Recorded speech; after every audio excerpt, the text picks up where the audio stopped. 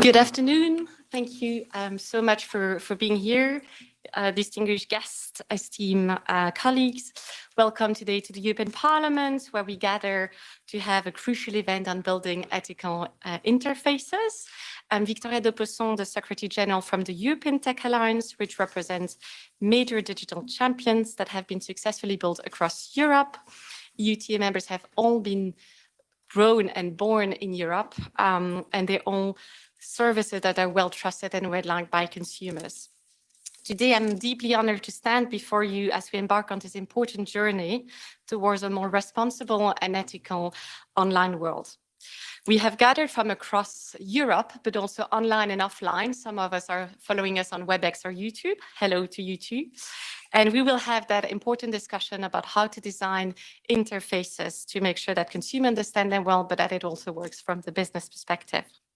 So very briefly, today we'll first hear from our co-host, MEP Alex Agius Saliba, who is also the Vice President for the Socialist and Democrat Group. And then MEP Saliba is very active on online safety. You have shared your view during the Digital Services Act debate, but also more recently on the European Parliament's own initiative report on addictive behaviors online. The first panel will discuss the issue of users' interface design, and the second panel will have a discussion about how to safeguard users' privacy and promote fair advertising practices. At the end of each panel, we'll have a Q&A session. Today's debate is meant to be quite interactive and participative, so don't hesitate to sit around the table. There are still a few spots for those on the left side. And if you want to take the floor, you'll just have to catch my eye. Very briefly, I'd like to emphasize that the EUTA is committed to ensuring digital interfaces at the highest standard of users' experience, but also to adhere to more stringent ethical guidelines. We believe that technology should enhance the life of individuals, uphold their rights, and respect their privacy. Without further ado, I'd like to extend a second warm welcome to our keynote speaker, MEP Alex Saliba, with his extensive expertise on digital ethics and technology regulation, which is very important for today. MEP Alex Saliba, the floor is yours. Let us know what constitutes a digital ethical interface. First of all, thanks, Victoria, and also thanks to the European Tech Alliance for organizing this very timely roundtable debate and all the speakers who will be with us sharing their expertise, their knowledge on this very important topic of having and building together ethical digital interfaces. Ethical design of digital services, AI, and also digital interfaces is a topic that, in my opinion, will definitely be on the top of the EU agenda in the coming years. Just a few days ago, as Victoria has rightly pointed out, in the Internal Market Committee, we have voted an own initiative report on addictive design of online services and also consumer protection, for which I was also the S&D shadow rapporteur. The IMCO report will basically be feeding in the fitness check that the European Commission is carrying out right now, which aims to see if the current legislative framework that we have in force is updated to ensure a high level of protection in the digital ecosystem and in the digital environment. The past 2 decades have been characterized by substantial developments in information and also communication technologies. Although these changes are often considered to be positive, there is growing evidence that when it comes to connectivity has become almost something which is constant in our lives. And with the digital addictions having become a growing problem throughout the European Union. Problematic smartphone or internet use has been linked to lower life satisfaction and also mental health symptoms, such as depression, low self-esteem, body image, and also these eating disorders, anxiety, stress, neglect of family and friends, loss of self-control, lack of sleep, obsessive, compulsive symptoms, with children and young people being the most vulnerable bracket in our society. Addictive design features in the digital interfaces, such as endless scrolling, pull to refresh, never-ending autoplay videos, push notifications, temporary available stories, likes, and read receipts, play on people's vulnerabilities and desires and nudge them into spending more time on these platforms. And here, software developers and also attention-based economy plays a key role in either aggravating the problem that we have at hand or in finding the right solutions to this growing phenomenon. And I believe that this is why we are here today, because ultimately all stakeholders want to create this safer ecosystem, and we are understanding that there is a problem and we need to find solutions for that. The DSA and the AI Act have already started this discussion, and they will play also a very important role since being lex generalis, European general legislation. However, they will not provide all the solutions that we need when it comes to proper enforcement to ensure that the provisions dealing, for example, with the recommended systems and also dark patterns will be properly enforced by online providers, especially very large online providers. And this is why in the IMCO report, we have introduced the new requirement, ethical by design. This means that companies should develop ethical and fair digital products and services by design, without dark patterns, without being misleading, without addictive design practices and features. The commercial success and ethical app development are not mutually exclusive, and they can work together in a proper symbiosis, just like in the offline world. In Europe, we have very high consumers' health and safety standards. In the offline world, and this has not stopped in any way innovation. To the contrary, it has helped the creation of more innovative products which are good for the consumers, which are good for the environment, which are good for societies in general. The digital services and interfaces should not be the exception. There is need to move towards practices that focus on the internet of both citizens and also consumers in accessing and sharing high quality content. But having said that, I still realize that embedding ethical principles in digital interfaces and algorithmic decision-making would have its challenges, and that certain questions need to be asked. For example, what does developing ethical digital interfaces means for European policymaking? Should the ethical assumptions in the algorithm be transparent and easy for users to identify? What about the development teams that create them? Will people affected by these decisions have any influence over the system? Could ethical principles such as fairness and the right to privacy be encoded in the system itself? And if so, what should these principles be? And who should decide upon their choice, and also when it comes to weighing them? Do our societies have universal moral standards that could be codified? The problem is to understand what exactly we mean by ethical design of online services.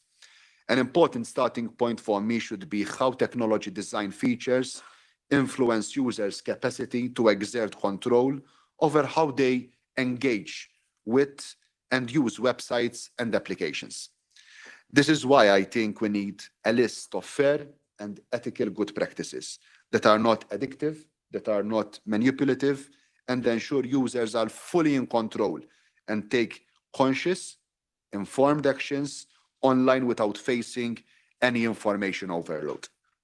For example, good design practices could be think before you share, turning off notifications by default, more neutral online recommendations, such as those based on chronological order or increased user control, upfront choice between color and grayscale apps, or warnings when users have spent too much time on a specific service. In other words, we need less biased digital interfaces that integrate the best interest of consumers, respect human autonomy, respect fundamental rights, and ensure privacy and data governance, transparency, diversity, non-discrimination, fairness, societal and environmental well-being, and last but not least, and I think that this is the most important, accountability. To this end, We can also look into the development of ethical standards by engineers and technologists that can address ethical considerations through the various stages of the system initiation analysis and design of new IT products and systems. Finally, yet importantly, a machine cannot be in full control, and there should always be a human oversight. Humans should always have the possibility, ultimately, to override the decisions by a system. As citizens' lives become increasingly digitalized, they should be protected from harm, protected from bias, from the use of digital products and services. I believe that the EU can lead the way in regulating ethical design practices and establish a fairer playing field between users, companies based on European fundamental values. Thanks a lot. Thank you so much, MEP Saliba. I think you're very right in pointing out how it is sometimes difficult to translate principles into reality on the market. And that's why today we have invited Catalina, because there is really a consensus about the concept of prohibiting manipulative designs and to make sure that those practices do not happen. However, when it comes to defining the concept of dark patterns, it's a buzzword, but we mean very much different things when people are using this word. Sometimes we meant different things. So what is the separation between legitimate users interface? What can we do? What can we not do? How is this word used? Is there a history behind? Catalina, could you tell us more about it? Thank you very much. It's really a pleasure to be here and to shed some light into the more scholarly and scientific debate around dark patterns. I can tell you also as a scientist myself, I'm a legal scholar. I have never seen a phenomenon like dark patterns. I think it is quite unique from the perspective that it has really managed to stir a lot of regulatory attention. Dark patterns are this concept that emerged in computer science, perhaps over 6 years ago, when a lot of computer scientists looking at the combination of different digital interfaces with psychology, cognitive psychology, and also web design, started looking at different features that could be used on websites, particularly marketplaces, to control some user behavior. Now, while that might sound quite straightforward, that you have certain buttons that have different colors, or that you do not have these buttons, therefore limiting the consumer's ability to make certain actions, we also have to think about the fact that dark patterns are right now used in a very, very wide perspective. The same authors who have written one of the most important studies on dark patterns from Princeton University, Arunesh Mathur and his team, have also written a lot about dark patterns in electoral emails, have also written about the dark patterns in privacy, so cookie banners, which kind of brings us to the point of what exactly do we really understand to be a dark pattern, especially if we hear MEP Saliba speak about the addictive design report. We immediately think about social media use. It is a little bit of a jump to consider basically a button on a marketplace that perhaps doesn't allow the user to unsubscribe, or makes it very difficult as a process for a user to unsubscribe. If we compare that to, for instance, the architecture of TikTok, of a platform like TikTok, that is very much more complex, and that also shows us the complexity of what we can see in the commercial space nowadays. And my favorite example is if you have an influencer on TikTok who is recommending a product on Amazon, and a user actually ends up buying that product, is there going to be a decision of the consumer, or is there going to be a link between the actual video of the influencer or in the decision of the consumer, or the actual interface of Amazon and the decision of the consumer? So far, I am very kind of unhappy to report to you that we really need to do more research, more scientific research on dark patterns, to be able to understand this complexity, and to be able to also understand how exactly this complexity can play out in regulatory environments. One thing is for sure, that indeed dark patterns as a concept have definitely taken the interest of regulators around the world. And we can see already in the European Union that we have not only the DSA that defines in the preamble dark patterns, but also a new consumer credit instrument, which unfortunately, and I'm going to be quite personally critical about that because we have the fairness investigation that should be coming out next year. And it is a pity that we already have a definition of dark patterns in the consumer acquis before the investigation of the Commission on the Fairness Initiative. So right now, European law tells us that dark patterns are practices that materially distort or impair, either on purpose or in effect, the ability of consumers who are recipients of a service to make autonomous and informed choices or decisions. I think that we do have quite a lot of empirical and behavioral evidence that shows that perhaps certain categories of consumers are going to be more prone to make certain purchases at certain moments of time. But at the same time, we also need to consider the limitations of these kind of studies. We do not really have meta studies on consumer behavior right now on various environments. And I think it is very, very important to try to rely on the fact that perhaps this type of evidence that we might be seeking for in science is not going to be readily available tomorrow. What that brings us to is dealing with a lot of risk and uncertainty in regulation. We have a lot of regulation. I think that this is quite clear.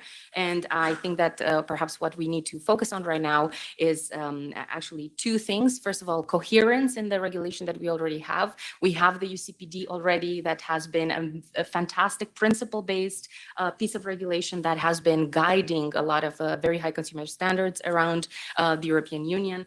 But we need to make sure that this is interpreted in alignment with all the other elements of European law that are going to go into this direction of dark patterns. And at the same time, we can have more laws, but at the same time, if we do not have a very, very good and supple enforcement mechanism of these laws, then what exactly are we talking about? And I think it's very important to also consider that while we do have these definitions of dark patterns and we have a lot of principles, at the end of the day, what exactly do we seek to prohibit? I think that this is an uncertainty. There's just so much granularity with dark patterns. And I think that is something that we need to clarify from a regulatory perspective so that we have also legal certainty on the market for businesses. What exactly is expected from them in this particular field? Thank you so much. Thank you so much, Catalina. Now we're going to Egeline. So Catalina spoke about regulation. We hear that the Commission is looking at the consumer law refit. Is the framework fit for consumers? We have lots of law. Are there any gaps? What is the Commission doing? We hear potentially about a Digital Fairness Act. Is that in the pipeline? Could you tell us more? Thank you so much, and hello to everyone. Very glad to be continuing discussions on this important topic. Indeed, recently we've had the discussions in the Parliament with the IMCO committee's report on addictive design. And indeed, it comes at a very good time because we are doing this backward-looking fitness check that essentially examines how the general consumer laws have performed so far and are they still fit for the future. To be clear, this is not yet an impact assessment. So to maybe answer your last question about the future and whether there will be a Digital Fairness Act, it's simply too early to say. So this decision is something that will be left to the next Commission, to the new political masters who will be taking a decision based on all the evidence that we are now gathering. So indeed, I cannot prejudge yet the outcome of the fitness check, but it will conclude with a Commission report, staff working documents, let's see, in June 2024. And there we will be giving, to the extent that we can, already some indications on where the possible problems might be. Now, the fitness check does cover the topic of dark patterns, personalization practices, as well now also the issue of addictive design, which perhaps does not fit so neatly into the existing categories that we have used when discussing digital interfaces. It's somewhat new territory, I would say, for consumer law, not only because of the types of practices, but also because of the types of harm that are associated. So we heard about mental harm, just addiction as such. And so it remains to be seen how exactly we will deal with that. But broadly speaking, the ability of traders to influence consumers is not a new phenomenon. The reason why we are now talking about is because there is now this increased scale and effectiveness of the possible, let's call it persuasion that traders can exercise over consumers and interfaces. So to answer some of the questions as to what problems we are already now seeing without prejudging the outcome, we do see that despite the existence of all these rules that we have and some of the new digital legislation, there are still large amount of consumer complaints. So this has not changed. And over 80% of consumers that have experienced some kind of problem that they consider could have a legitimate ground for making a complaint have never followed up on that. So no action has been taken. So this is the reality that we're dealing with in consumer protection. And the reason for this is very multifaceted. We have, of course, the problem of enforcement, which I will also touch upon. But also when you look at the actual laws themselves, there is this problem of coherence, the lack of legal certainty on certain issues. So I think as a starting point, I should say, we do have a great body of EU consumer protection laws. Probably nobody would argue with us that EU consumers are the most protected in the world. So that's a great starting point, and we can acknowledge that, and we certainly will do that. At the same time, there are problems. And in terms of legal certainty, when it comes to the Unfair Commercial Practices Directive, for instance, which is being referred to also in the DSA, it's true that a lot of practices could already now be captured by some of these principle-based provisions. However, there's only a handful of practices, maybe 4 of them, which are explicitly prohibited in the blacklist in the annex of the UCPD. And even with those, none of them refer to digital interfaces. So the actual application of all of this law is hinging upon a broad interpretation by courts and public authorities. And you may have different outcomes in terms of what an average consumer might do in France versus in Germany. So there may be a problem of regulatory fragmentation or a risk that we will not have a level playing field, that despite the best efforts by good faith companies that are taking steps right now, they can never be certain that what they have done is actually good enough until that gets challenged in court. So there is this problem of legal uncertainty. And in terms of coherence, I can tell you that the number one problem that has been highlighted to us by stakeholders in all the consultations on the fitness check is precisely this interplay between Article 25 of the Digital Services Act, so this prohibition on dark patterns, and how it interplays with the Unfair Commercial Practices Directive. And insofar as it's not clear exactly what is meant to be covered there, and I already mentioned to you that in the UCPD as such, it depends on a case-by-case assessment by public authorities. So this lack of uncertainty could also undermine the future enforcement, not only of consumer law, but DSA. So we will have to look very carefully at that, and I'm not prejudging the solutions. Things could be clarified, for instance, by way of guidelines. They could be clarified for case law, which of course takes a lot of time to develop, but they could also be clarified by legal amendments in the future. Now, I will touch upon enforcement as well at the end, since it is an important reason historically also why EU consumer protection laws have not been as effective as they could be. And here we have, of course, a lot of work strands ongoing on boosting not only public enforcement, but private enforcement, a new collective redress mechanism that could be used in the future for challenging some of these practices. But at the same time, bringing back to the fitness check, we're also looking at how the substantive consumer law rules can be used to improve enforcement. So they can do so at least in 2 different ways. First of all, by being clear enough that they can actually be easily enforced.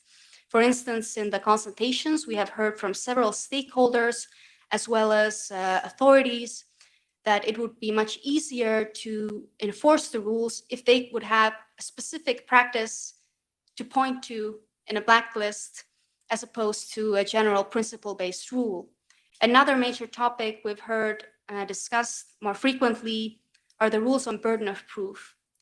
And whether here in the situation where we're dealing with public authorities that may not have sufficient funds or expertise, or even if we're talking about consumer organizations that are bringing private actions, they are no match for the companies on the other sides in terms of understanding how the digital services function, how the algorithms function. So there is this question whether there should be an easing of the burden of proof, not necessarily a reversal, but at least some kind of, let's say, shift in very complex cases to make sure that the trader would be the one to put forth meaningful evidence and explanations as to why an interface produced a certain outcome for the consumer, for instance. And if such information is not provided, then there could be possibly a rebuttable presumption that the practice may have been unfair. So there are all of these kinds of ideas that are being flagged in our consultations. As said, I cannot yet conclude or offer very strong views on any of those options, but stay tuned for the Commission's report coming in half a year. Thank you. Else, do you think a more in-depth conversation about consumer law is necessary? And how can we improve consumer trust in the digital world? Well, thank you for inviting me at the table, and also thank you for asking this very relevant question. Indeed, it's something I hear very often. We just have the omnibus, and here they are again with another fitness check, a fairness check. Shouldn't we just use what we already have instead of starting a new process? And really, I do get that. And I'm absolutely convinced we need to make good use of the already existing tools, whether it's the omnibus, the DSA, or other legislation. And I'm also absolutely convinced we need to secure proper enforcement. We have wonderful rules now, especially in Europe. They have been long awaited and very much welcomed, but without proper enforcement, it will just be a piece of paper. However, having that said, this shouldn't hold us back of already looking at reality and at least try to understand, assess whether consumer law today is really up to face the challenges that come along with more and more digitization. The one shouldn't exclude the other. And just to put it a little bit in perspective, maybe a small anecdote, I joined our Belgian organization, Testachat, and Euroconsumers almost 9 years ago. And not much later, it was one of my first big consultations. I joined the REFIT stakeholder group that was in charge of, assessing consumer law, the fitness check that has led to the Omnibus Directive that only now is, celebrating its first anniversary. A lot has changed since then dramatically. And I'm not talking about myself getting older, gray hair and wrinkles. No, jokes apart, the Omnibus Directive, it rightfully addresses door-to-door selling. But nowadays, most of the abuse, scams and fraud has shifted online. Today, it comes knocking on your door disguised as an influencer. So, the consumer experience has become more and more digital. It has changed dramatically over the last decade, and it is changing more dramatically and rapidly as we speak. And so do the challenges that come along with it for consumers. At Euroconsumers, we are all membership-based organizations, so we have a little bit of a finger on the pulse with consumers. And I have to say, today we get consumers that have subscribed to a digital contract they didn't really want to. Consumers that don't really know how to unsubscribe, that receive commercial personalized offers that for some kind of strange reason seem to address a vulnerable state. We have consumers that had no idea that they had agreed to sharing their personal data. They get credit bills and in-game purchases actually bought by their ignorant teenager. And we have consumers that get tricked into buying something from an influencer or via an influencer, not knowing it was really an advertisement. So I think it's fair to say that together with the digital economy, also the status and the problems consumers are facing has shifted. It's not me being dramatic. It's just a new reality. A new reality we just need to acknowledge and work with it. So do we need to have a proper conversation about it? Absolutely, yes. So let's rethink the setting with an open mind. How do we do this? First of all, by mapping it. Does the UCPD still sufficiently cover the vulnerability of consumers knowing that there is this information imbalance? Will consumers ever be able to pinpoint unlawful behavior and enforce their rights when they're in front of opaque algorithms and data sets? How do we handle this new phenomena of influencer marketing and the future of personalized pricing? And that's why this consultation on the Digital Fairness Act, all credits to Egelin, comes right in time. And as Euroconsumers, together with BEUC, because our European members are also part of the BEUC network, we have been trying to contribute to this. So first of all, we do need to map it. And then we need to have a proper conversation about it. That's also what we did with the REFIT stakeholder group. Listen to each other, understand each other. There's not a problem with pointing out the benefits of subscription, but 5 steps to be able to unsubscribe, come on. We should be able to agree on this and acknowledge that this is now not how it should work. So we need to map it, have a proper conversation about it, and then we also need to put it on paper and enforce it. And I really do think we have to secure consumers' trust, but also make sure that they can play their part in the digital economy. At Euroconsumers, we very much, our mission is to empower people, improve the market. So we really very much like strong consumers, active consumers that play an active role in the digital world, grasping the benefits, taking their data elsewhere, and really push markets towards the innovation that works for them, that they need. But for them to be able to do this, we need to have the right framework, a trustworthy framework that allows them to play this active role. And today, this framework is under pressure. With data comes a lot of power. We all know this. But if you have only data-powered traders without strong, empowered, and protected consumers to counterbalance it, I mean, it might sound like an opportunity for some in the short run, but believe me, in the long run, it will backfire. It will lead to troubles. So it's not really about questioning the fundamentals of basic consumer law, because it has served us well and it still does. It's just about updating this to a new reality. And we need to do this to guarantee fairness, to secure consumers' trust, and above all, to safeguard also the future of digital economy. Thank you so much, Els. Cécile, you're from Cdiscount, you're from the industry. Can you tell us more how you build ethical interfaces and how you make sure to not use dark patterns? Thank you. Thank you. Well, speaking for Cdiscount, but maybe also on behalf of the other members of the EUTA, I would say that we very much follow the principle of transparency and loyalty of the UCPD and the GDPR. I think we all talked about the fact that we already have a framework. We all talked about the fact that the concept of dark patterns is already in other texts, and that we really need to understand what we are talking about here, because I think it's Egelin who talked about legal uncertainty, and it's very strong for businesses when approaching this issue of dark patterns. So I think, yes, totally agree with Els. We need to understand what we're talking about. We need to clarify and unpack this concept of dark patterns.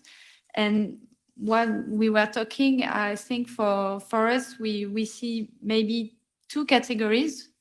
We see the first, the manipulative practices that are already answered by the UCPD, GDPR, DSA, and so on, that for which we really need some guidelines and some understanding of what we're talking about.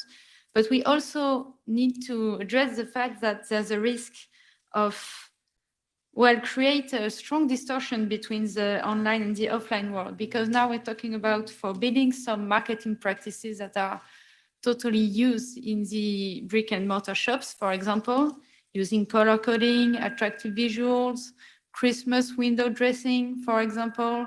So these kind of things exist in the offline world, and it feels like today we are talking about forbidding them in the online world. So let's try to be balanced on this approach and make a real difference between what is a dark pattern, what is a manipulative practice, and what is a legitimate marketing practice. And second thing we can see now, and it's a true addition from the European Parliament report, is this idea of addictive practices. And maybe for the industry, we think we should take a few considerations. First of all, the fact that it's not because you create a specific design for an interface that aims at being quick, frictionless for consumers that you are trying to keep the consumer online. So maybe one thing to do would be to assess business models and make a difference between transaction-based services such as subscription services, marketplaces, streaming or dating services versus consumer attention business models. And considering when you think about addictiveness, the relationships that can be between the screen time and the source of revenue of digital services. For instance, when you're trying to keep your user online as long as you can to generate some revenue, I think it would be a very important difference to make. Well, we can see that we have very interesting concept, but I think it's reassuring to hear the Commission say that the issue is not done yet and that we need to discuss, and we really think we need to discuss because we know that we enter a time for enforcement. And you talked about the difficulties of enforcement, the fact that legal uncertainty is counterproductive for enforcement. But you know, legal certainty when it comes to this issue could also undermine innovation and competitiveness. And just to explain the fact that we would have a very strong list of what to do and what not to do would lead to actually standardize online interfaces. But we have to remember the fact that each interface needs to be optimized for a user's journey, and each service or product is specific. And businesses has the right to design their interfaces as long as it complies with the law. So as long as it complies with the actual framework we are working with here. So having a one-size-fits-all approach will actually lead to the fact that especially European actors would lose competitiveness, would not be able to innovate in a very, very fast evolving market. And in the end, EU consumer will be provided with fewer alternatives when looking for user-friendly services. You were talking about data. We see that there are some ideas, some people talking about personalization as a dark pattern, using data as a way to manipulate people. Well, actually, we know who has more data. And we also understand from a business point of view that data is also the things that help us to provide effective services for consumers. And when you personalize an online service, it's not always to keep people online. It's also to help them find quicker what they are looking for. And if you don't allow personalization, actually, you won't allow businesses to be more effective, more competitive. Thank you so much, Cécile. We have heard from the industry, from the consumers, from the institution, and from an academic. Now we heard also a few common messages about the importance of enforcement, about the importance of listening to each other, having a frank discussion to make sure that consumer can surf online, can buy online in a safe manner with trusted services and products. Do we have any questions from our audience? Otherwise, I'll go myself. Yeah, on my right. And can you introduce yourself? Yeah, sure. Małgorzata Wysocka-Allegro. Thank you. And first of all, thank you for organizing this event and the interesting interventions we heard. I was wondering, and this issue was briefly touched upon during the interventions, but it would be great if Ms. Brown could develop a little bit on that. So I was wondering, is the notion of dark pattern, why is the notion of dark pattern often associated only with the design of online interfaces, and there is an asymmetry between the online world and the brick and mortar commerce, where similar, if not the same, techniques are often used. And with existing regulations and next steps of the Digital Fairness Initiative, isn't this asymmetry going to deepen? And how are these inconsistencies being addressed? Thank you. Thank you so much. Indeed, a valid point. I think we've had a few years now of all this discussion about dark patterns. It's almost as if we're discovering some kind of new concept. But as I mentioned myself, I mean, this is nothing new. You know, you see in grocery stores, candy being placed on the bottom row for little children to reach it. We have various kinds of examples from the brick and mortar stores. But mainly the reason why there's now a heightened regulatory attention is precisely because of the scale and effectiveness with which these dark patterns differ in the digital world. And the fact that they can also be changed in real time, A/B testing of different approaches, what works for this category of consumers, what works for the others, and also the ability to, in the future, increasingly personalize what you see. Whereas in the brick and mortar store, you know, unless really we're talking sci-fi, you are probably still going to see more or less the same thing as everybody else who enters that store. And well, consumer law, the horizontal technology neutral consumer law that we have does not distinguish between online and offline. In fact, all the existing principle-based rules can be applied also to challenge those offline practices.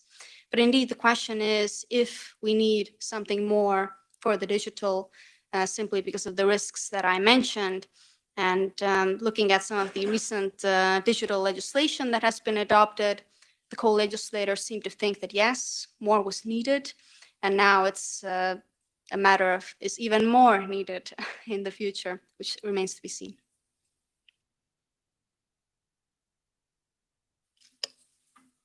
Anybody else?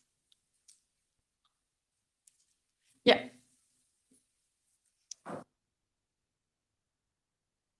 Maybe come close to a mic. Yes.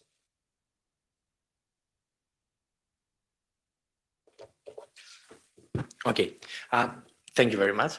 Tassos from Mozilla. I just wanted to ask, I mean, thank you very much, first of all, for all these great points. There is dark patterns is not something new, for sure. There is also a great body of work, academic work, right? Like academic research.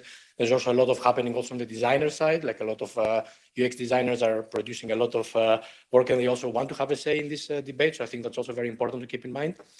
There is definitely a lot of like legislation going around, and TSA, DMA as well, even as an anti-circumvention tool, Data Act, AI Act now most likely, EDPB guidelines, the UCPD guidelines as well. So there is a lot of things out there. In my view, and also like Mozilla's view, the DSA Article 25, I think, I mean, we need to see it a bit more positive, in a positive limelight. I think it's a catch-all term, and which is great. And then we can have all the different pieces of legislation that can come together when it comes to dark patterns. My question now would be, I mean, you mentioned again about the burden of proof. You mentioned reversal of burden of proof. I think it's a good idea, but you didn't say like that you're going to go there. But it is something that, you know, it's, I guess, been considered anyway, but that's something that for sure can help maybe like on enforcement. My other question would be now on the average consumer and the notion of average consumer. I know that this is something that is been in the guidance, has been in legislation. So is it something that, you know, any of the panelists would think that it needs updating as well, because it's maybe coming like from an offline also like a concept and not that much on an online concept, and what is the average consumer anyways nowadays, right? So and at the end of the day as well, to what extent a consumer, you know, maybe they know that they're facing a dark pattern, but they cannot do something. So, you know, can we actually somehow like empower the consumers by also updating the concept of average consumer? So, and to any of the panelists, right? It's an open question. Thank you. Maybe I could get started. So indeed, just to confirm that we are also looking at some of the core concepts of consumer law, including who is the average consumer, which is the benchmark against which we measure whether a practice is likely to be fair or likely to make them take a decision they would not have taken otherwise.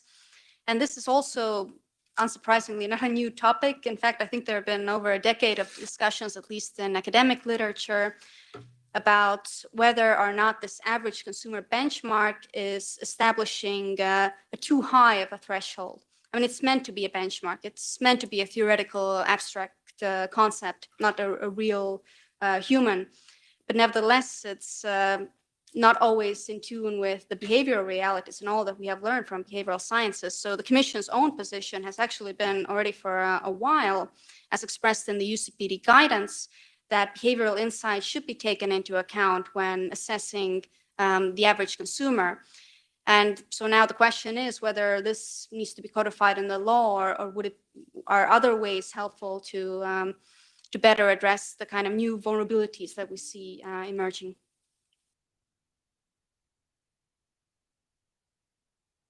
First of all, in the IMCO report 2 weeks ago, if I'm not mistaken, we have also gone in the direction of the reversal of burden of proof, because the majority of our members there and shadows, and also the majority of the IMCO members, believe that ultimately we are in a situation where consumers are in a more vulnerable position. And this also ties in with the question dealing with the vulnerability of consumers. We believe, and this is also reflected in our report, that our consumers are in a permanent state of vulnerability.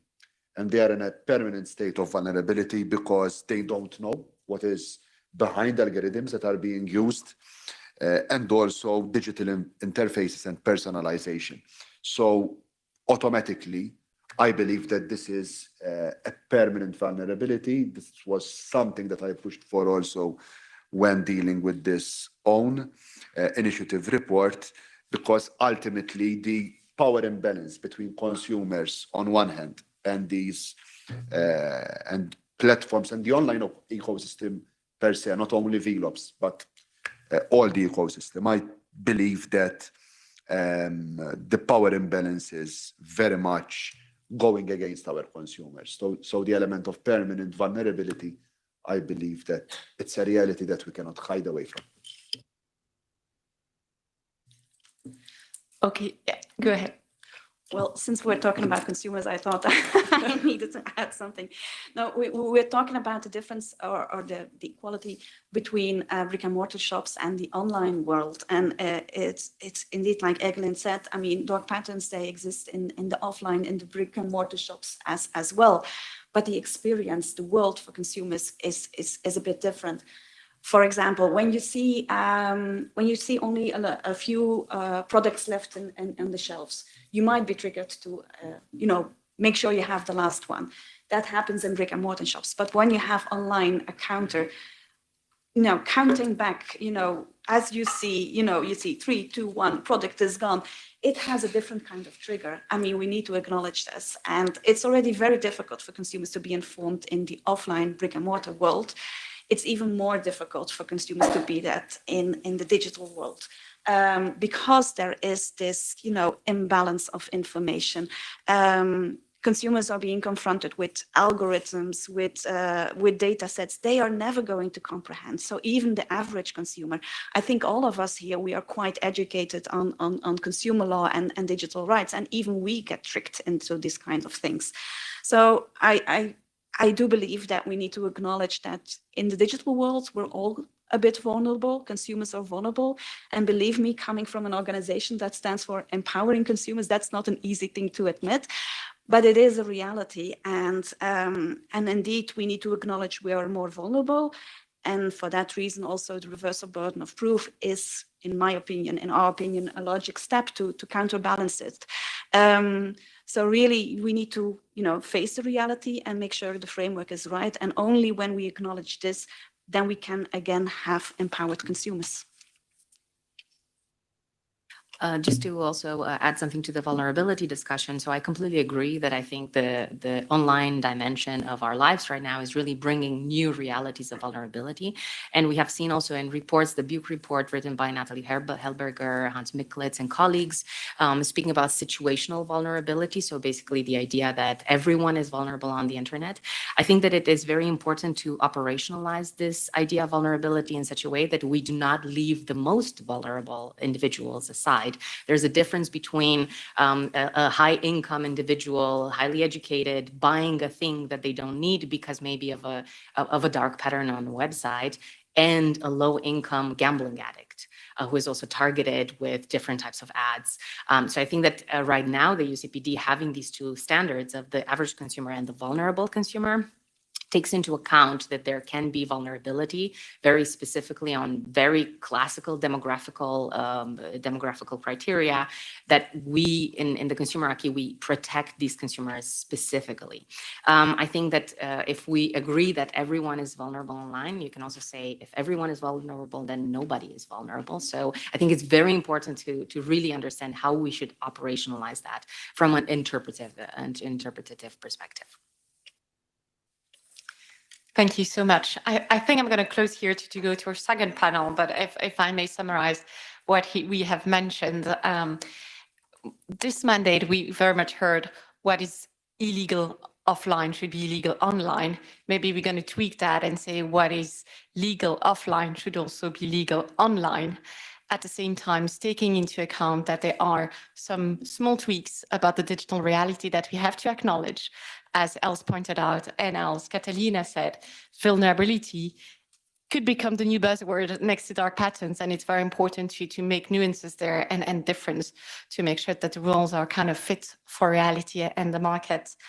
2 points also that we have mentioned, the amount of clicks to make sure that users can unsubscribe is also an important discussion that we already had in this mandate. And at the same time, we have to make sure that the debate is not about the amount of clicks, but that the user journey is still good, that the user experience is still there, and that consumers are protected. And then the last point we have pointed out, which is the importance of assessing business model. Some are attention-based. What makes the revenue for companies is also a third element that we need to look at. So without further ado, I'm going to go to the debate about privacy online. What is marketing practices? How does that work? And here we're going to go to the European Commission and to Marie-Paule Benassi. We currently have the GDPR. We have the e-privacy directive. And now we hear the Commission is working on a pledge on digital advertising and addressing the issue of cookie fatigue. Could you tell us more about it? Thank you. Thank you, and thank you for this short introduction. So the first thing I would like to mention is that I'm in charge of enforcement of consumer legislation and redress. So, and this I think is, I would like that this is telling for you that here we are not discussing the enforcement of the GDPR or of the e-privacy directive and also the negotiation of a new e-privacy regulation. Here we are looking into the economics, I would say, of digital advertisement. So we are treating this topic as an economic and consumer protection topic. And of course, this cannot be separated from the consideration of the data economy, because the data economy is an economy where a lot of online operators, companies, they are retributing themselves on the basis of advertising services that they provide. Various types of advertising services. Advertising services to create the advertising, to place the advertising in different support media, and also to target the advertising to the right audience. And this is where there is really a frontier which is completely blurred between data protection and consumer protection, in the sense that the data economy is using consumer data, personal data and data on navigation in such a way to maximize the revenue of advertising.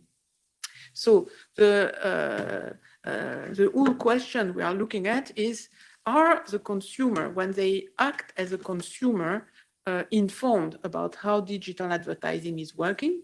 What does it mean in terms of their privacy, and how the two frameworks of consumer legislation and data protection legislation work together in synergy, so that both data protection and consumer protection are complied with.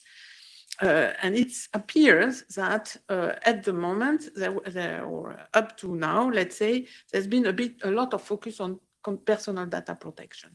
And there's been a lot of, let's say, economic development in the digital advertising ecosystem. Now, what we want to do with the cookie pledge is to rebalance the approach and say, let's step back and look a bit at what's happening in this market. So is the consumer understanding that they are agreeing when they visit a website, and this website is free of money, that they are agreeing to be subjective to advertising? What sort of advertising? What does it imply in terms of their privacy preferences? Do they have a choice? Up to now, in certain types of websites, let's say social media, they had no choice. It was, you take it or you don't use the service. Now we have had some ECG ruling which says, no, this is not possible. The consumer should have at least the possibility to have an alternative, which is to pay for access to the website. So the cookie pledge is a voluntary initiative which has been proposed by our commissioner, Didier Reynders, in order to say all this system of the fact that the consumer needs to consent to digital advertising means that, in fact, at the moment, they need to consent to cookies, to trackers. And there are plenty of these trackers. So a basic website that you visit, let's say a real estate website, can contain or can put on your on your device 2,500 different cookies. So it is totally illusory to think that any person, even a very, let's say, privacy freak person, would check all this and would understand what this means. So it's an illusory choice which is given to the consumers, and the consent cannot be considered as given in a free manner if it is not possible for the consumer to understand the full relationship. And for the consumer, at the end of the day, their, let's say, irritation is called the cookie fatigue. So basically, they see cookies everywhere. They have to accept all the time. They don't understand why. So a vast majority of these people, they just click accept all in order to continue their navigation very rapidly.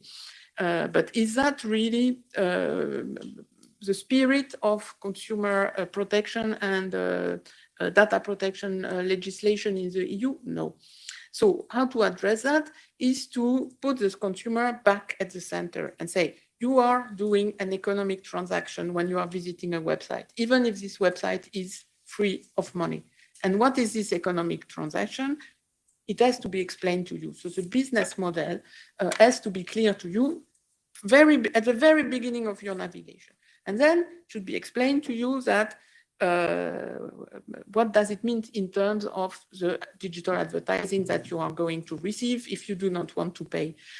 And then with this information, then the consumers can make an informed choice. This is what we think. So we are currently reflecting on pledge principles, so voluntary pledges which go beyond what is currently required by the applicable legislation, but which is also and should remain in line with the applicable legislation. And we are, after 6 months of quite intense discussion with really many stakeholders from all the different, let's say, part of the digital advertising ecosystem, we came to the conclusion that tracking-based advertising, so the advertising which is the most intrusive and which requires the placing of trackers, is the preferred solution by the business, by many businesses, and especially publishers, because it corresponds also to the highest demand in terms of volume from advertisers themselves. There are some alternatives. One of these alternatives is contextual advertising, which is working in certain types of conditions, but which is not mainstream and which therefore is not producing enough revenues for the various businesses in the advertising ecosystem. So the idea would be, okay, we understand this, but in order for the consumers not to be manipulated into one choice, because we know that most of the consumers are not going to pay subscriptions. They may pay a few subscriptions, but a normal, let's say, an average consumer may visit 100 different websites per week. This consumer is not going to pay 100 different subscriptions. So paying is not a real option. It's an option for only a few websites that a consumer may visit. And so there should be different options, including the fact that the consumer can choose different types of advertising. No advertising, if possible, contextual advertising, random advertising, that could be some choices. So that's a part of the pledge. So the pledge principle could be better information of the consumers on the business model and what it means in terms of privacy and trackers, what are the different alternatives, and then the possibility to simplify. So from the moment the consumer understands, then you can simplify the consent. You can simplify it to such an extent that you can even automatize this choice, because then you have a typology of what the consumer can accept and cannot accept. And these type of choices do not need to be repeated each time you visit a website. So this is where we stand. We are discussing now this principle with the EDPB to be sure, EDPB, European Data Protection Board, to be sure that these ideas are compliant. And we want to discuss our, let's say, conclusions from the first phase of the stakeholder discussion by the end of the year, still by the end of the year. Thank you so much. Can you push my mic? Perfect, thank you so much. Very interesting project, and good luck for having it done before Christmas. Going to Diego, so we have a current quite extensive framework on privacy, GDPR, some provision on the DSA also mentioned online advertising. How do you think consumers are protected online? Is the privacy well enough protected? What do we need? Well, thank you for that question. I'll start with the film reference. And The Godfather and the online advertising industry have the same motto. It's an offer you cannot refuse. Whether you are visiting a website, using an app on your phone, signing into a social media account, even though privacy legislation obliges to ask for people consent, still we see how these companies install tracking technologies like cookies on devices. Through nudges and dark patterns, consent is often falsely extracted from users who do not have a real option to reject the deal that publishers and the platform offer. The same applies to targeted content. We saw that debate during the DSA discussions, and a lot of this content is pushed through the eyeballs of the consumers, with them having zero to no power to change anything in a meaningful way. Similar cases happen with other platforms where people are pushed to buy compulsively. Talking about online advertising, some website place tracking cookies even after you clearly object. There's one campaign by our member NOIP, you may know Max Schrems, who they have gathered enough data about that. They also ask you about your preferences after every update of your app. I have 1,000 companies trying to track me when I read the 2 newspapers of which I am a paying subscriber. Even I am paying, I get asked every time these 1,000 companies can see what I read and how I read it. I tend to say no, but I'm afraid most people say yes because they just want to keep looking at what they paid for. On dark patterns, I'm also surprised by what I heard here, that there's not enough literature. I agree with the colleague from Mozilla that there's a lot of literature on dark patterns. There's a lot of reports, and I think there's a lot to read in case anyone is bored. There's European Data Protection Board guidelines as a good starting point. DSA, will this solve this issue? I hope. But we have seen problems with enforcement with the General Data Protection Regulation. Our member Novi, again, they have around 800 complaints around enforcement, and they are quite unhappy. This may be solved with a procedural reform, and I hope that is the case. And I hope, in any case, that the DSA will not face the same problems with enforcement. MEP Agius Saliba was relating to informed action by people. So informed consent in many platforms is, however, impossible. And the opacity and the complexity of the online advertising and big tech platforms make it, again, very difficult, if not impossible, to give informed consent. And in a nutshell, online advertising and these social media companies are built by design and by default to extract more data from people, to give fewer options to be in charge. And what to do, and I'll be finishing, respecting the 4 minutes timeline, just to be innovative. One industry representative was saying, if you do not allow personalization, businesses cannot be competitive. I really don't think that is the case. The future of online platforms for us must be designed to people to gain more powers, as many people here said already, not to extract more data from people, but to push for more compulsive and uninformed decisions. The future of ads must be contextual, and this is something that is happening still in the printed press, in case you still read it. And it's still possible to do that or doing any other way that does not lead to tracking people all over the internet. And finally, now I'm really finishing, we need to properly enforce legislation. That's my final point. That's my wish for the next Commission mandate. Enforce, enforce, enforce.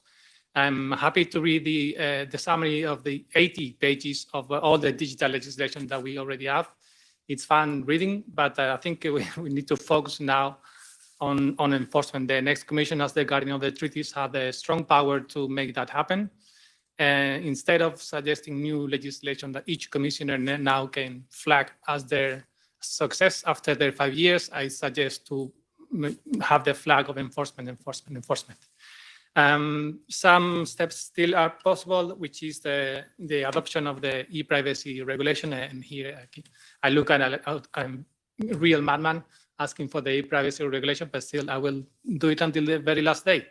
And this allows opportunity, and this opportunity has been blocked by a number of advertisers and publishing companies that have been successfully, I have to say, they've been very successful in blocking this very much needed update of the privacy legislation in Europe. Thank you so much, Diego. We go to Natalie from Criteo. How does online advertising work? What does it mean for consumers' data? And how can consumers make informed decisions? Thank you, Victoria. Speaking here on behalf, of course, of the European Tech Alliance, I want to start by saying that online advertising is actually about 3 main stakeholders. First category is the consumers who actually receive more relevant ads. Second are the brands and advertisers who can get better return on investment on their advertising campaign. And then the third category are the publishers who can better monetize their ad inventory. So how does it work and how do we reach these outcomes? Well, we need to process data, including personal data. And of course, you all know that these data are regulated by the GDPR and the e-privacy directive that require that consent most of the time is obtained and that such consent is free and specific as well as transparent, which generate this obligation so that this consent is informed and free and specific to place those cookie banners. It is the utmost interest of EUTA members to get this right. Companies want their consumers, their clients to be happy, and also their consumer to trust that their practices are clear, with a good user experience and a clear understanding of what is happening with their data. If we go to the EU Commission initiative, we think that it's important not only to look at the short-term impact that this initiative is trying to achieve in terms of enhancing user experience and understanding of the business models, but also to look at longer terms, because we only assume here that the only thing consumers want is to have an understanding of how their data is used, as Marie-Paul explained. But let's not forget also that consumers also want to enjoy free access to content, and any initiative, and the initiative could also threaten the free access to consent, even if Marie-Paul thinks that the paying model is not a solution. And second, consumers want to have diversified choice. And there could also be the risk that this initiative gives back a lot of power into the gatekeepers who actually have, which actually has the effect of reducing this choice. Third point, and I would maybe agree with Diego on this point, is it is important to keep coherence with the existing framework. We already have a lot of legislation. I'm not sure what we really need is enforcement, but first a better communication and understanding on how this whole fits together, not going in the opposite of what the DMA is trying to achieve in reducing the power of gatekeeper in the advertising chain. Wait and see what happens with the DSA, and in particular Article 26 that provides for enhanced transparency on the digital supply chain provided to consumers as to why they are receiving a specific ad, what are the parameters used to serve this ad, and also the possibility for the consumers to change those parameters. And lastly, of course, the very famous GDPR that is already doing a lot to regulate online ads, and the recent decision of the Court of Justice, which in my understanding also only applies to companies that are in a dominant position, but maybe we can discuss at a later stage. So what are EUTA's recommendations to move forward? We have 4 recommendations. First one is really to conduct a thorough impact assessment involving all stakeholders and considering short-term and long-term consequences. And as we say in French on this topic, it's urgent to wait. Il est urgent d'attendre, if I may. So not work under a time constraint manner. Second set of recommendation is, of course, to wait and see what happens and what is consumer perception after the implementation of Article 26 of the DSA. And I can assure you that the entire ecosystem is working really hard to have a system that works along the entire chain. Several industry bodies are working day and night on this topic. It's not as easy as it seems because, as you know, the advertising supply chain is quite a complex one. Third recommendation is really the importance of remaining neutral. So not promote one business model, another one, contextual advertising versus targeted advertising. Any study that is made also used as part of this initiative should be neutral and involve representative perspective of consumers involving all geographies, as these can also differ. And as I've mentioned also, consider also not just the risks, but also factoring all the benefits that so far have not heard very much of. And finally, look at the responsible advertising practices that exist, which rely on the use of, for instance, pseudonymization techniques when it comes to processing personal data, but also some responsible advertising practices where companies proactively do not rely on the processing of sensitive data. And finally, also, I think there's a whole discussion to have on what do we mean by intrusive practices, what do we mean by tracking, what do we mean by profiling. I don't think these terms have been clearly agreed upon with everybody, and maybe there's a difference to be made with data that is collected and used and merged and combined across many different services, which is one category of practices, and then the rest of what the ecosystem does, which does not involve those wide-ranging data practices. Thank you. Thank you so much, Nathalie. And now going to Jakob from News Media Europe. We heard that targeted advertising was criticized. Should it be banned, yes or no? What would that mean? Is contextual advertising an option, an alternative? Go. Hi, good afternoon. And yes, it's not the first time targeted advertising is being criticized indeed. So thank you for the question. And so speaking on behalf of news publishers and on behalf of the media on this panel, I guess, we don't necessarily think that putting an end to targeted advertising is necessarily a desirable outcome. And to be clear, it's not to question the importance of privacy and efforts going in that direction. The question is not if we want more privacy-friendly initiatives, it's how we get there. So for news publishers, targeted ads are still uniquely important to finance our content, journalism. And much of what is behind this advertising is indeed tracking technology. And tracking technology is not something that is inherently bad, as is often suggested. It's a technology, and it depends how you use it, just like artificial intelligence and many others. So you can, of course, track users to build advertising profiles, and I think that here clearly we can have a discussion about what is the sensible depth of profiling that should be taking place and the conditions and so on.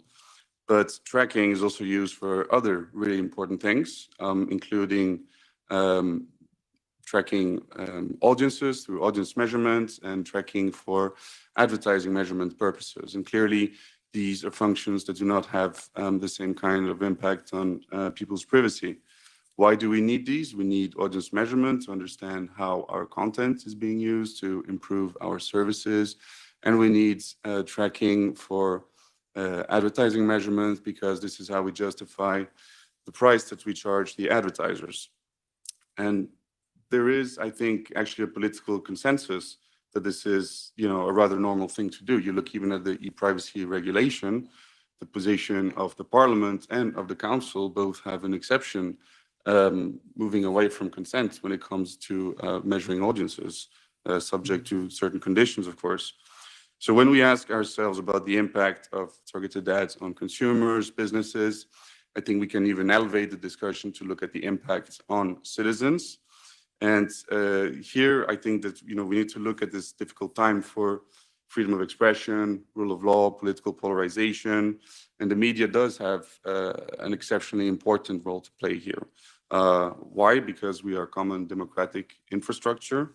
We provide a shared sense of reality at a time when facts matter more than ever to tackle political manipulation, disinformation. And so having established what is at stake, the question becomes, what are the alternatives that publishers have? And the answer, I'm afraid, is indeed that it is difficult. The latest survey that we conducted at NME of our members across Europe regarding digital advertising tells us that most publishers are indeed very concerned about meeting client demands from advertisers at the other end of the market. And the advertisers are indeed the ones who control marketing budgets and drive the industry. And it seems that they prefer to invest in, let's say, the deep profiling techniques that have been developed by some big tech companies like Google, Facebook, and so on. And this makes it harder for publishers to justify investing in alternatives that steer away from this kind of status quo. What publishers need is a clear interest from advertisers to justify investments in alternative technologies. And it's clear to me that publishers will not willingly stop targeted ads, knowing that this will compromise their business sustainability and the journalistic mission that is attached to those businesses. As a way forward, what publishers are doing is moving towards first-party ad solutions, which is often combined with contextual techniques of advertisements, and publishers also moving away from open marketplaces to more closed and controlled environments. And in this context, what we see is that targeted ads does mean a plurality of business models. It means more diverse content offerings, and it also means more choice in how to access news content online. Finally, I will just add that at the end of the day, this discussion is not just about how to keep the internet as an open space, but also how to keep information openly accessible to the public. And a very last note, perhaps, I hope I'm still within time, just to say that I agree with what's been said, that there's an issue around what we mean by tracking, what we mean by profiling, because this is very often all over the place. I personally would recommend to people to have a look at the study that the Commission commissioned, DG Connect, on online advertising. And to me, it was clear based on that, contextual means a lot of things to many people, but that in practice, you will find that these techniques often involve tracking or use of personal data. I have recently heard from several companies claiming to do no tracking or no personal data. One came up to us and said, we don't use personal data, but then they say we use geolocation. The other one says, we don't track your device, but instead they track your browser. So, I think there's a real need to come back to some of the definitions and consider this. Thank you. Thank you so much. Looking at our audience, if we have any question. I see one here and one there. Okay, go first. Hi, thank you. Aurélie Collier from Zalando. I'm also the chair of the board of the European Tech Alliance, so working with Victoria and all the companies here. For the EUTA, we are all European companies. So European consumers or users are our first market, and for most of us, our sole market. So we do care rather deeply about how EU law is enforced for the companies in Europe, whether they're European or non-European. So that's the first point. So Diego, you mentioned enforce, definitely. But there's perhaps a second element, which Els Bruggeman mentioned before, which would be map, the issue. So this is my question.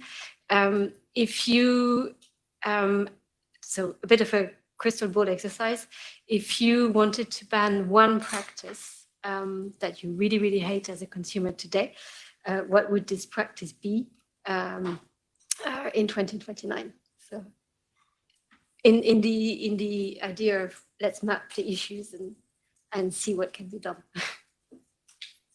No, maybe not necessarily to you, House, but rather to the panelists.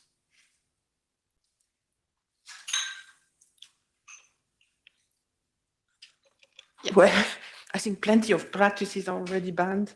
So as a head of enforcement of consumer law, I can tell you we do a lot to try to ensure compliance with existing legislation by all different businesses, including from overseas, which is sometimes less easy, especially when they have no establishment or no local, let's say, regional headquarters in the union, but we are still trying a lot. But unfortunately, I must say, it's a very, very big challenge we have because we see what we call the bottom to the race. So the competition among different actors is very, very, very difficult, very, let's say, acute. And so if let's take another example. Let's take the example of green claims to go a bit out of the scope of this discussion today. If you see that certain companies are doing greenwashing and that this is working because very rapidly online you can see very rapidly how a new practice, a new marketing technique is working. And you can see also for your competitor how it's working. Then you have a race to the bottom, and every different market operators is also adopting the same type of techniques. I don't know if you have noticed that, but the little green leaves, a lot of little green leaves are popping up now everywhere on every website. So is this justified? Is this in line with our existing legislation on unfair commercial practice? It's a lot of work for national authorities to check all that. So I cannot just say one to answer your question. Thank you, Marie-Paul. And then Petra. Yes, thank you very much. Petra Wieser from Schibsted. We are a publisher in the Nordic market, but we also operate digital services across the Nordics with classifieds marketplaces, price comparison sites, and so on. Almost all of these services are consumer-facing services. For us, of course, the consumer is really in the center. And I think what we sometimes forget when we discuss these things is really about how are we actually financing services in Europe, and especially when it comes to publishing. Publishing is extremely labor intensive. It's people writing articles, and especially when we have investigative journalism, it takes a lot of time. And I think it was very good to hear from Marie-Paul that you have understood that targeted advertising is important to publishers because the value simply is much higher than contextual. And but then you also said something I wanted to jump on, is that the consumer should be able to choose the ad model. Now, of course, that sounds very good, but the problem is how are we as a publisher going to be able to predict our incomes if the contextual ad model is going to give us much lesser income than, for example, targeted advertising? I think we really have to understand this because, again, the advertising market is very volatile at the moment. We have a huge downturn, 20% sort of loss in advertising market in our markets at least. And on top of that, if we are going to sort of create this kind of instability in the market by which we don't know how much money we are actually going to get, because some consumers may then choose contextual, for example, which they, according to you, then should be able to do, how are we actually going to be able to finance our services? And I think we also need to remember, because what is very often forgotten is that people talk about having free access to, for example, journalism. The fact is that there isn't anything which is free. The only access that is actually free is public service media. And that is the one which is, then of course paid by taxpayers' money. But in order to actually get all of this journalism that we have, you have to pay with something. Otherwise it's payment or with data. But if it's really about how are we going to sort of be able to sustain our business models in the future, if we're going to give all these different possibilities to consumer to choose the way that they want to pay. I think you are asking the question of the transition. I think I think that nobody denies that services have to be paid for and that there is a need for getting revenues. The issue is that there's been now more or less 2 decades of online services which were free of money. And so basically the consumer have been educated in this type of economy that it's free. So when you ask them to pay for something which has been free for nearly 20 years, a lot of them, they don't understand. I think the older one probably understand, the ones who were paying, their newspaper at the kiosk when it was still in paper, and what I was doing when I was a student. And even though at that moment, I don't think that we understood that what we were paying was only a fraction of the real cost, because a lot of advertising was already there in the newspaper. So I think it's really a question of transition and getting back to a market which is more transparent, more fair, and where the value of what you are doing as publishers, as journalists, becomes clearer. And the consumers can make a determination.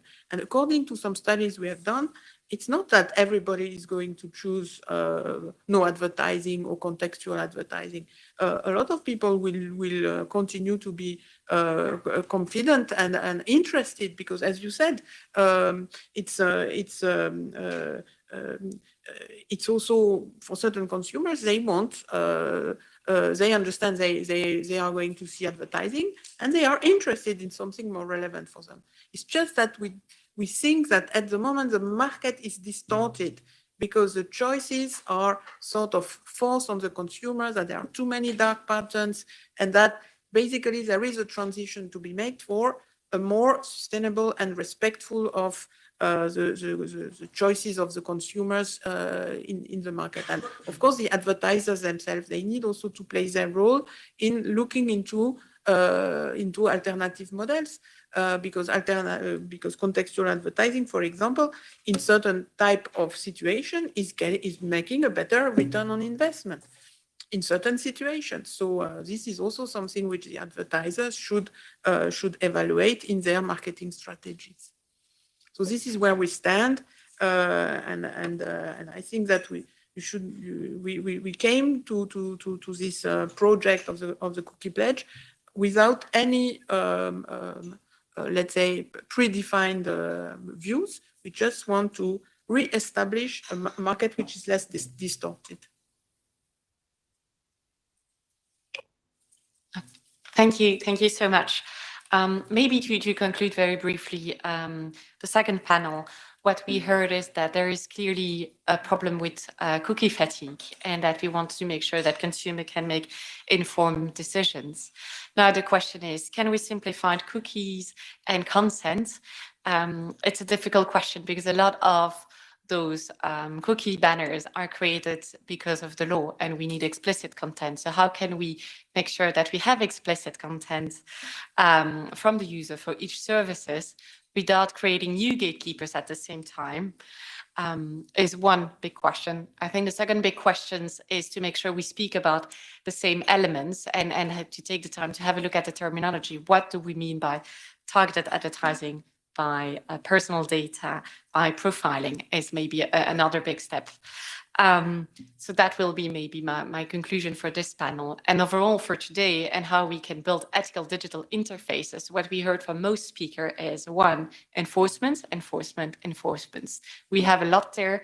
Let's take the time to enforce the rules, see how they fit together and how we can then maybe in a second time consider updating them. Another point that was also a lot raised by today's speakers is the importance of bringing nuances to the debate and to look at the different business model to make sure that the rules are fit for purpose and that they translate principle into reality.